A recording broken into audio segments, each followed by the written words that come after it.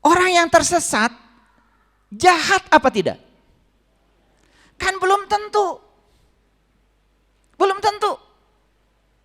Masa cuma karena tidak tahu jalan, lalu salah alamat, masa disebut orang jahat?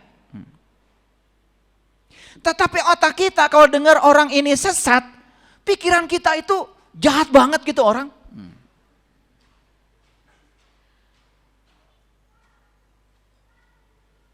Betul atau tidak? Ulangi. Pernah nggak Bapak Ibu tersesat? Oke. Ke Jakarta, ya, cari alamat. Satu, Bapak Ibu tidak diantar oleh orang yang tahu, nggak ada penuntun jalan. Berangkat aja sendiri. Jujur ya. Walaupun tersesat tapi ujungnya nyampe kan kita. Betul nggak? Sama seperti Bapak Ibu mau ke masjid ini. Mungkin ada yang tersesat ya, yang baru. Betul nggak? Jahat nggak orang itu? Belum tentu. Belum tentu. Cuma dia tidak tahu jalan. Jadi sebetulnya orang itu bisa tersesat sebabnya cuma satu. Gara-gara tidak tahu jalan. Nah, orang yang tidak tahu jalan kewajibannya apa? Satu, minta tolong pada penuntun jalan. Tapi penuntun jalannya harus orang yang tahu. Awas ya. Jangan minta dituntun jalan sama orang yang tidak tahu. Karena orang buta tidak mungkin bisa menuntun yang buta. Di perempatan aja yang buta kan di belakang. Betul nggak? Yang meleknya di depan. Itu yang suka minta-minta. Nggak ada buta dua-duanya. Dan tidak ada yang buta di depan, yang melek di belakang. Selalu yang buta itu di belakang. Nah, kalau masih buta, belakang aja. Ini buta di depan terus, bahaya. Nah, ini kan bahayanya ketika yang buta di depan terus. Udah gitu menganggap dirinya tahu. Padahal dia tuh tidak tahu. Cuma dia tidak tahu bahwa dia tidak tahu. Tapi sok tahu, diberitahu tidak mau tahu. Kalau bicara seperti yang paling tahu. Ini masalah. Dan kita beragama selama ini terus terang ya. Siapa aja yang ngomong asal ke Arab-Araban dianggap agama. Lalu agama itu sudah identik dengan Arab gitu ya. Makanya kalian kalau minum cap kaki 3 kan ada tulisan kayak Arab. Cap kaki 3. Itu tulisan Arab. Langsung minum kan kalian. Betul nggak? Merasa lebih sehat lah gitu ya. Itu bagus ya. Itu karena afirmasi. Karena masyarakat percaya kalau Arab itu lebih sakti, maka ditulis pakai tulisan Arab. Seolah-olah itu lebih mujarab daripada ditulis pakai bahasa Sunda. Coba ditulis cap suku tilu. Betul nggak? Udah gitu tulisan Sunda, secara market tidak marketable itu. Ini kan masalah psikologi market itu, ya. Ini masalah psikologi pasar itu.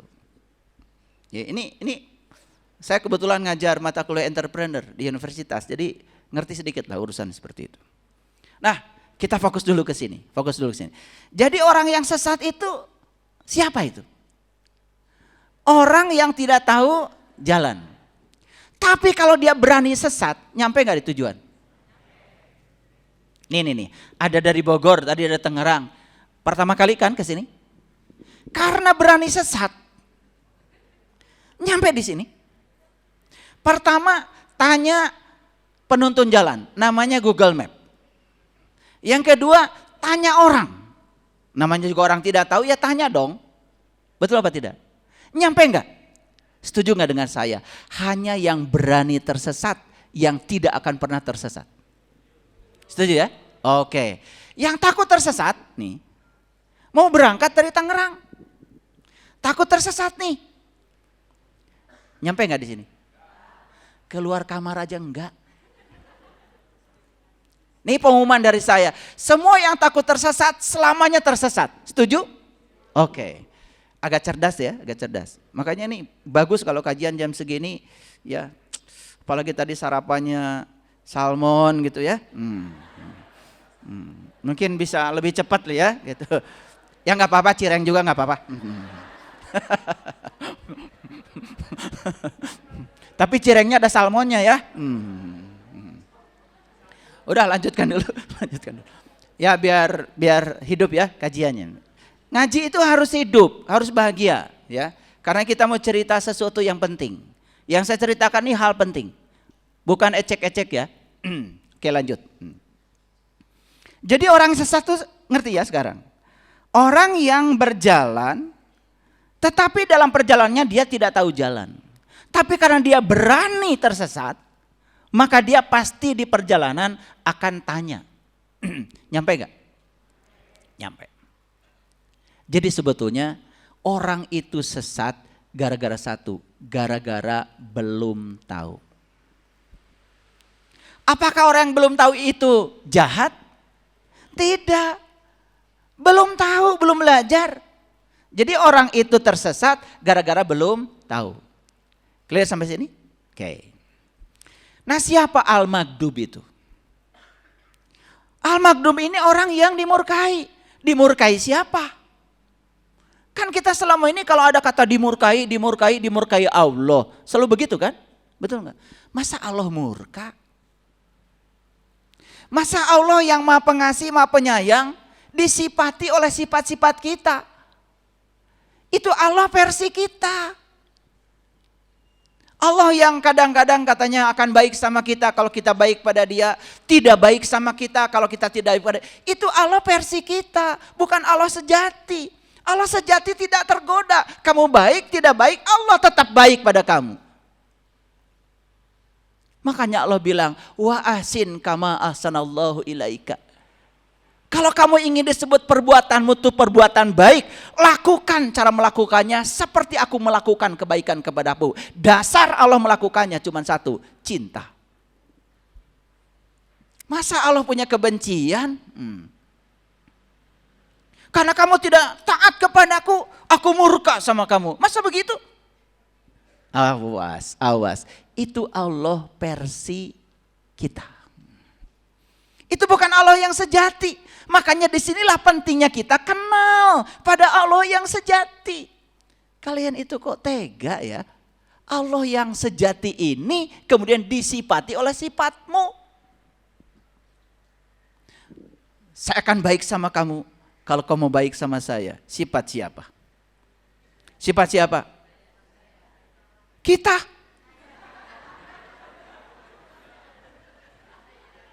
Sifatmu. Paham ya? Masa Allah disejajarkan dengan sifatmu yang kayak gitu?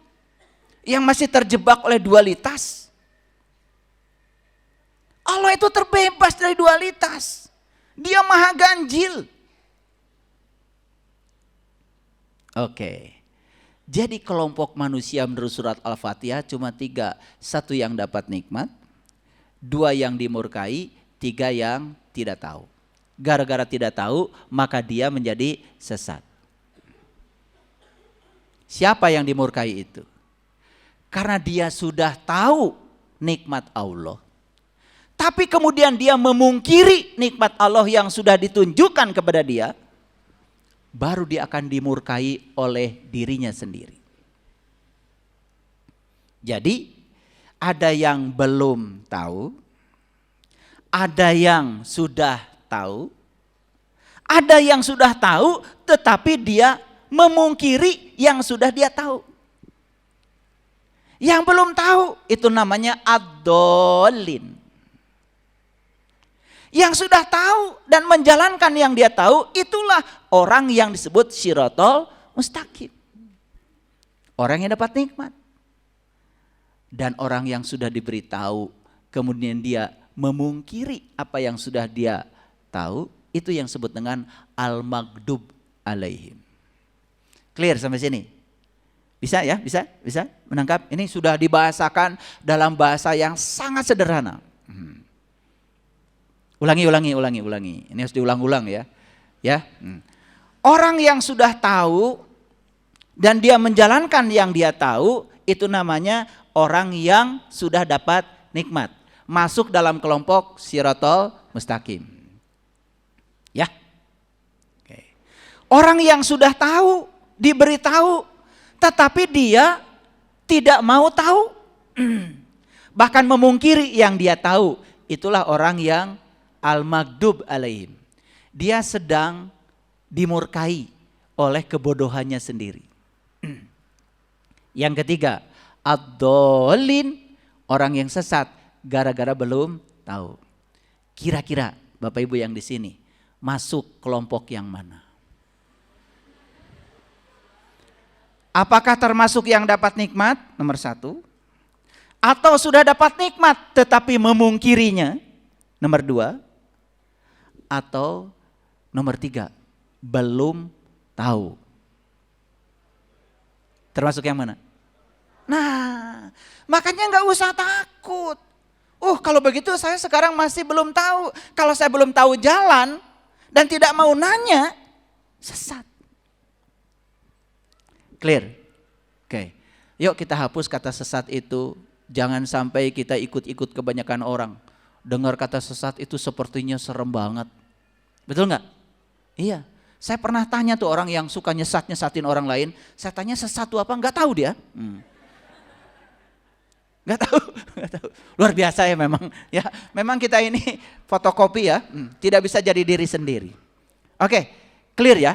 Jadi ketika Bapak Ibu sholat, lalu bilang ihdinas syiratal mustaqim, sebetulnya Bapak Ibu sedang mengatakan, Tuhan, masukkan aku ke dalam kelompok orang yang dapat nikmat. Kalau sudah dapat nikmat Tuhan, janganlah aku memungkiri nikmat itu. Tuhan, sekarang ini aku belum tahu, maka aku minta ditunjukkan pada Engkau. Itu intisarinya dari ihdinas syiratal mustaqim, syiratal ladzina an'amta alaihim. Pernah nggak dengar kajian gini? Pernah kan sekarang? Clear ya? Dibuka sedikit. Ini belum dibuka dalam-dalam, belum ya. Itu kalau buka dalam-dalam itu masuknya ilmu khusus. Lebih dalam lagi, ilmu khususil khusus. Tempatnya harus khusus. Orangnya pun harus khusus. Caranya harus khusus. Makanya di Quran surat Al-Mujadilah 12-13, Rasulullah di zamannya kalau ngasih ilmu itu kadang ilmu khusus di tempat khusus pada orang khusus, kadang ilmunya umum yang bisa dipresentasikan di depan publik seperti ini. Jadi kalau saya bicara di depan publik seperti ini, saya berarti sedang membicarakan ilmu yang umum. Orangnya umum. Paham? Tempatnya umum. Caranya umum. Harus dimengerti oleh umum. Kan di sini beragam kan sekolahnya, ya. Betul nggak? Ada S1, SD aja, ya. Ada S2, SD sama SMP, ya. Ada S3, SD, SMP, SMA, ya, macam-macam kan. Jadi oleh karena itu maka saya harus menjelaskan ini harus bisa dimengerti oleh orang dari semua tingkatan berpikir. Itulah sebetulnya ya yang harus saya sampaikan. Sampai sini clear? Oke. Sering baca ini? Sering ya? Baru ngerti sekarang ya? Pokoknya taunya ibu bapak kalau baca ini dapat pahala dan masuk surga. Betul nggak? Iya, surganya di mana? Betul nggak? Pahala itu apa? Nggak ngerti. Ya, harusnya habis sholat kita itu menjadi tenang, damai. Ala bizikrillahi tatmainul qulub. Hanya dengan mengingat Allah, kamu akan damai. Kan gitu kata Quran. Betul nggak? Kok saya nggak damai-damai? Ya belum ingat sama Allah. Kenapa belum ingat? Kan belum tahu. Kenapa belum tahu? Kan masih adolin. Cuman nggak mau jujur. Makanya jadilah orang yang tidak tahu, tapi tahu kalau kamu tidak tahu. Ulangi ya, jadilah orang yang tidak tahu, tapi kamu tahu kalau kamu tidak tahu. Jangan sok tahu. Orang yang tidak tahu kewajibannya mencari tahu. Pada siapa? Pada yang tahu ya. Awas. Jangan mencari kepada yang tidak tahu. Nanti kesasar lagi. Ya. Kalau minta antar ke Jakarta sama orang yang sering ke Jakarta. Yuk sekarang lanjut. Siapa yang dapat nikmat itu? Kan belum dijelaskan. Betul? Gitu. Tapi tadi kan lumayan ya, sudah ada pengakuan. Nomor 1 yang dapat nikmat. Nomor 2 dapat nikmat tetapi memungkirinya. Al-maghdub. Yang ketiga ya tersesat gara-gara belum tahu. Masuk yang mana tadi? Masuk yang nomor 3. Enggak apa-apa. Itu adalah gerbang. Berarti saya sekarang tidak tahu. Tapi sekarang saya tahu kalau saya tidak tahu. Bagus? Bagus. Daripada orang yang tidak tahu, tapi dia tidak tahu bahwa dia tidak tahu.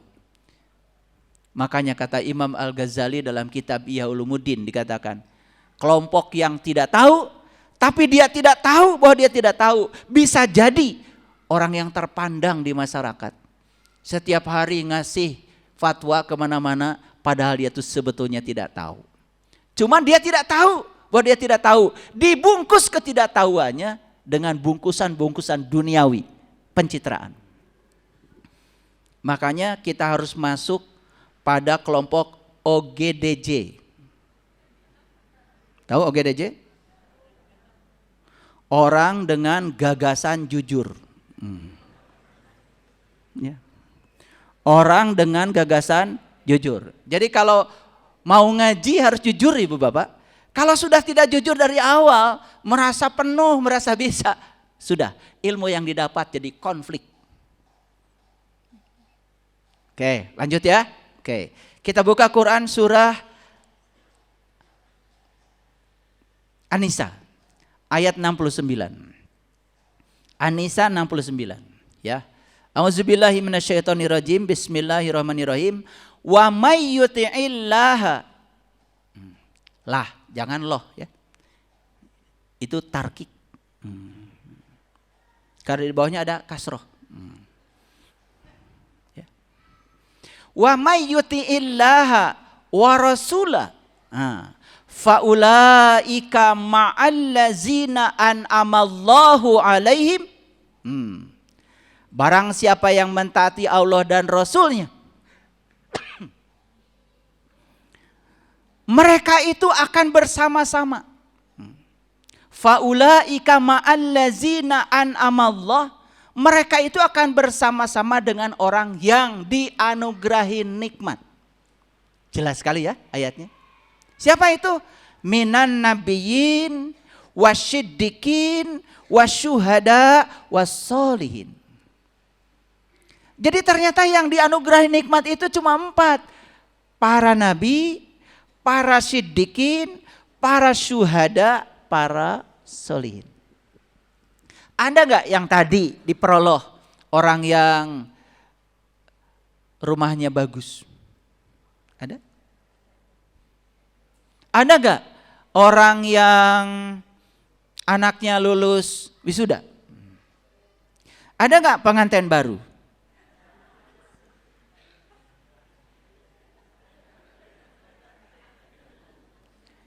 Kesimpulan dulu, kesimpulan.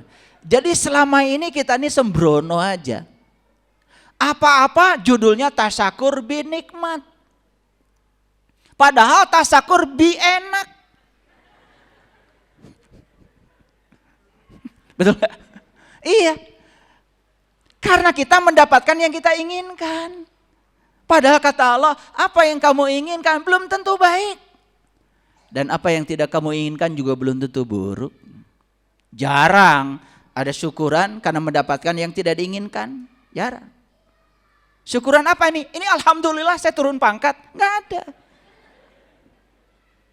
Syukuran apa ini? Ya, syukuran anak kayak naik kelas. Enggak ada. Semua syukuran yang kita lakukan itu selalu dikaitkan dengan apa yang kita dapat. Karena itu kita ingin. Padahal yang kita ingin belum tentu bagus menurut Allah. Yang tidak ingin juga belum tentu buruk kata Allah.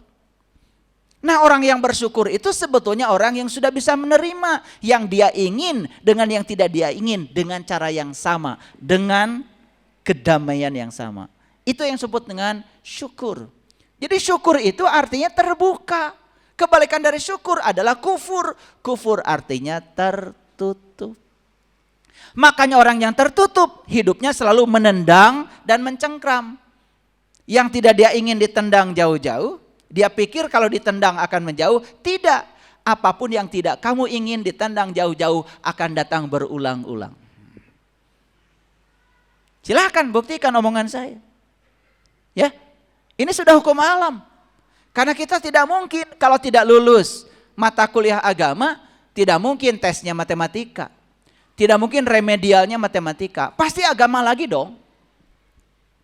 Sampai kita lulus. Clear sampai sini? Oke, jadi yang dapat nikmat itu menurut Quran, coba ulangi lagi, siapa? Para nabi, para siddiqin, para syuhada, para solihin. Sampai situ selesai. Selesai belum? Belum. Jangan mendefinisikan sendiri. Nabi siapa, siddiqin siapa, syuhada siapa, solihin. Jangan mendefinisikan sendiri. Tafsir Quran bil Quran. Berarti masih ada PR nggak Ibu Bapak? Oke, apa PR-nya sekarang? Sudah tahu yang dapat nikmat itu ada 4 golongan. Yes? Oke. Nah yang 4 ini kan kita belum tahu. Jangan menggunakan definisi seperti kebanyakan orang. Yuk sekarang kata Allah, wa husna ulaika rofika. Ternyata 4 golongan ini itulah teman sebaik-baiknya. Ya, ini karena judulnya kan mau mencapai nikmat. Jadi harus clear dulu ya. Oke, lanjut.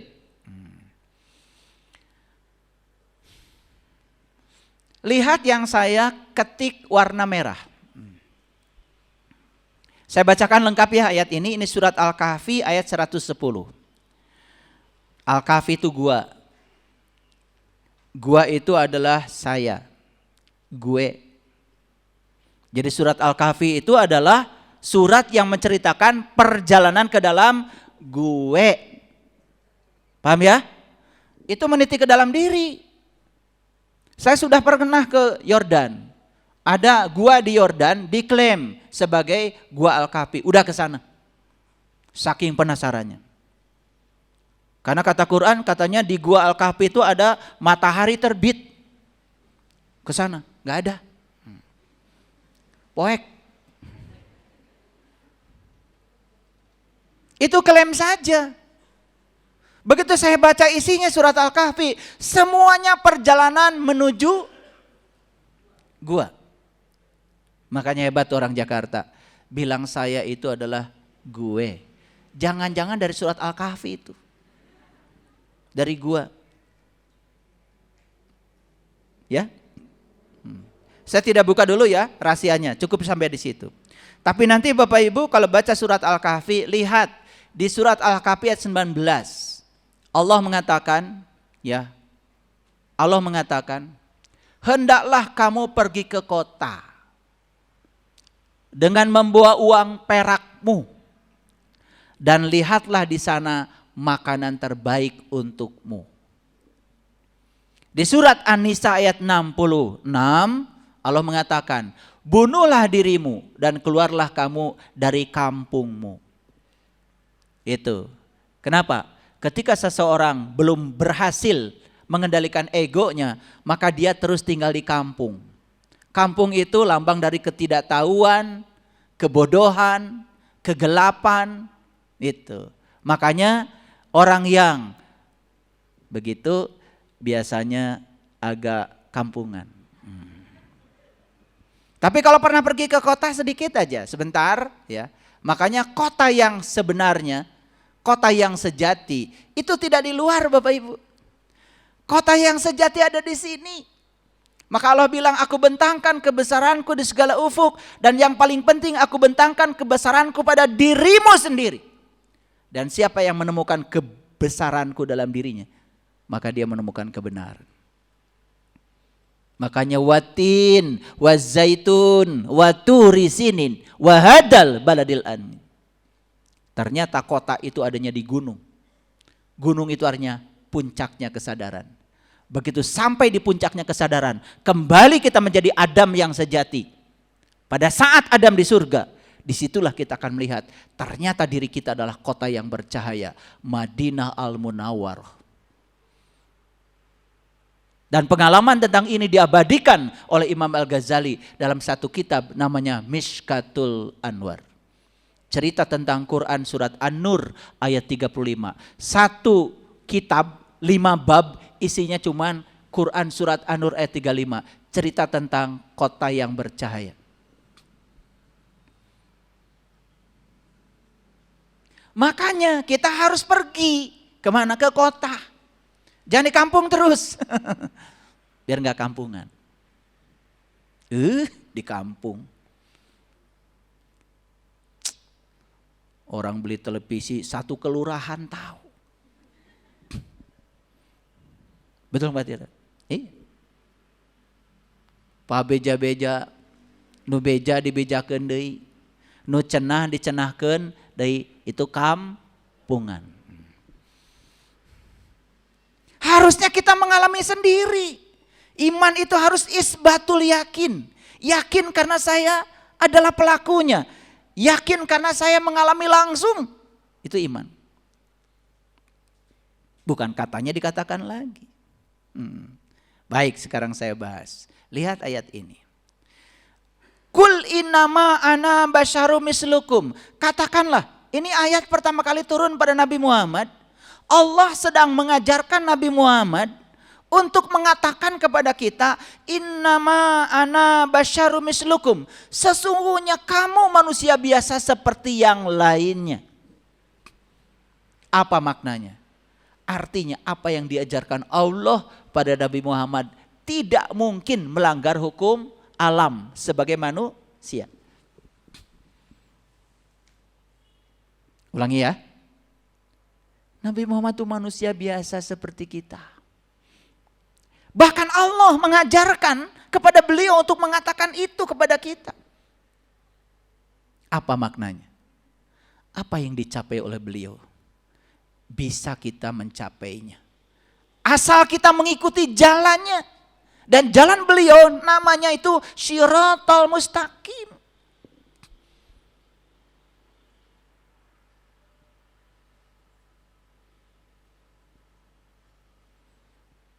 Kita selama ini percaya yang boleh ketemu Allah cuma Nabi Muhammad, kita mah nggak boleh.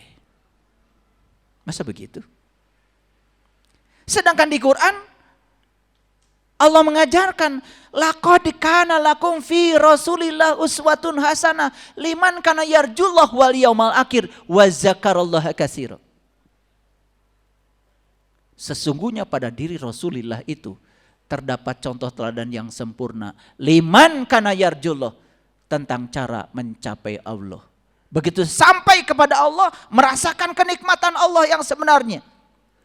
Merasakan ketuhanan yang Maha Esa. Apa yang terjadi?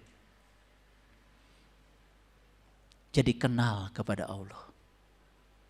Setelah kenal kepada Allah, wal yaumal akhir, di hari kemudian setelah kamu kenal, wa zakarallaha katsira, kamu bisa ingat Allah banyak-banyak.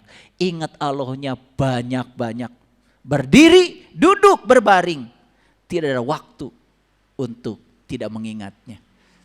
Makanya bagaimana tidak tahaluk bi ahlakillah. Maka dia akan mewarisi kodrat ilahi. Oke. Tetapi ayat ini yang paling sentral bukan itu. Perhatikan yang diketik huruf besar warna merah. Coba baca pelan-pelan. Barang siapa yang berharap berjumpa dengan Tuhannya, lakukanlah amal soleh. Ini Quran, Ibu Bapak, Quran. Bahasa Arabnya, faman kana yarju liqa'a rabbih falyamal amalan solihan. Saya bacakan bahasa Arabnya, takut nggak percaya.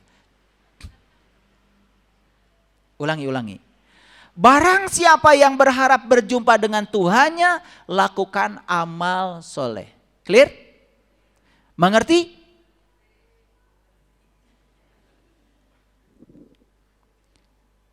Barang siapa yang berharap menghilangkan hausnya, lakukan minum. Jadi minum itu apa? Cara untuk menghilangkan haus. Kalian tuh kadang-kadang ya kalau mendengar kalimat itu dibalik sedikit jadi pusing. Ulangi. Barang siapa yang ingin menghilangkan hausnya, lakukan minum. Berarti minum itu apa? Minum adalah cara untuk menghilangkan haus. Clear? Oke. Aduh, harus pakai contoh kayak gini. Gak apa-apa. Ya memang ini kalau taman kawak-kawak begini. Ya, ngakunya sudah dewasa gitu ya. Udah muslim, sudah mukmin. Ternyata masih TK.